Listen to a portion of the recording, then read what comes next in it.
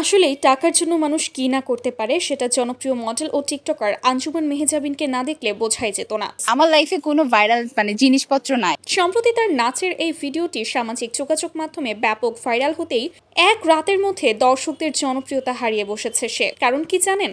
এই তো গত 4 বছর আগে সে দেখতে ঠিক এইরকমটা ছিল। চেহারায় ছিল না কোনো লাবণ্য, শরীরে ছিল না কোনো ফিটনেস। দেখেই মনে হতো সে একজন টিকটকার। খুব ছিমছাম পরিবার থেকে উঠে আসা অর্ধশিক্ষিত একটা 19-20 বছরের মেয়ে। প্রথম দেখায় কেউ তার দিকে মুখ ফিরেও তাকাতো না, কিন্তু সেই সময় থেকেই সে ধীরে ধীরে তার জীবনে অশ্লীলতা প্রবেশ করাতে শুরু করে। নানানভাবে ভাইরাল হওয়ার চেষ্টা ছিল তার, কিন্তু তারপরেও যাই হোক না কেন শরীরের পোশাক কখনো ছোট করেনি সে। একসময় তার চেহারার কারণে সকলেই তাকে নিয়ে ট্রোল করতে শুরু করলো, আর এইভাবে সে বাংলাদেশের সকলের কাছে পরিচিত মুখ হয়ে উঠল।